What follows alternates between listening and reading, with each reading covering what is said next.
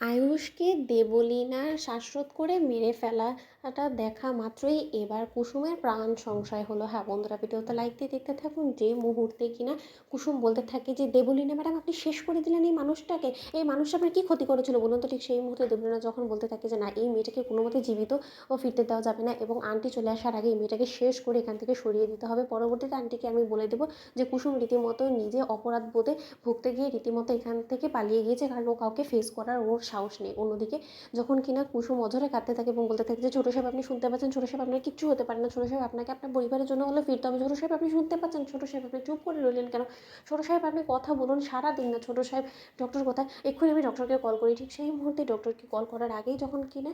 দেবলীনা কুসুমের গলা চেপে ধরে এবং বলতে থাকে যে তোমাকে আর বাঁচতে দেওয়া যাবে না কুসুম, কারণ তুমি আমার পথের কাঁটা উপড়ে ফেলা থেকে তুমি আমার সামনে বাধা হয়ে দাঁড়িয়েছো, তুমি আমার আরেক পথের কাঁটা। এবং যেমন করে কিনা আমি আয়ুষকে পৃথিবী থেকে সরিয়ে ফেলার পরিকল্পনা করে সাকসেসফুল হয়েছি, ঠিক সেইভাবে তোমাদের দুটোকেই একসঙ্গে আজকে এই পৃথিবী থেকে আমি সরিয়ে দিব, কারণ তুমি বেঁচে থাকলে তো তুমি ফাঁস করে দিবে যে আমি আয়ুষকে মেরে ফেলার চেষ্টা করেছি এবং আমি আয়ুষকে শ্বাসরোধ করে মেরেছি, তুমি এটা ইন্টারনেটের কাছে বলে দিবে এবং সেই সবটা জানাশোনা সত্ত্বেও আমি তোমাকে সে কাজটা করতে দেবো। তুমি এতটা আমাকে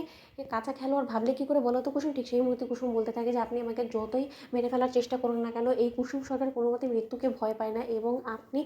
আমার ছোট সাহেবের গায়ে হাত তুলে আপনি তাকে শ্বাসরোধ করে মেরে ফেলার চেষ্টা করছেন এবং আপনি সেটা করে সাকসেসফুলও হয়েছেন, কিন্তু ঈশ্বর যদি চায় তাহলে রাখে হরি মারে গিয়ে ছোটো সাহেব আবারও নতুন প্রাণ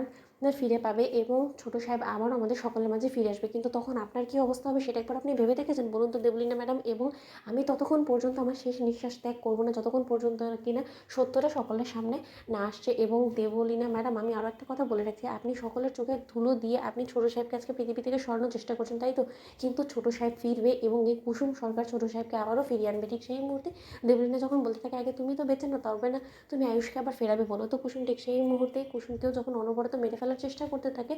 দেবলীনা এবং গলা টিপে ধরে, ঠিক সেই মুহূর্তে এক পর্যায়ে কুসুম দেবলীনাকে ধাক্কা দিয়ে যখন ফেলে দেয় তখনই দেবলীনা আর কোনো রকম কোনো উপায় খুঁজে না পেয়ে এক পর্যায়ে দেবলীনা ডক্টর ডক্টর বলে চিৎকার করতে থাকে এবং ডক্টর ডক্টর বলা মাত্র যখন কিনা ইন্টারনি গাঙ্গুলি থেকে শুরু করে পরিবারের সকলে এসে হাজির হয় সেই সময় এবং ডক্টররা ছোটাছুটি করে যখন এসে বলতে থাকে যে কী হয়েছে,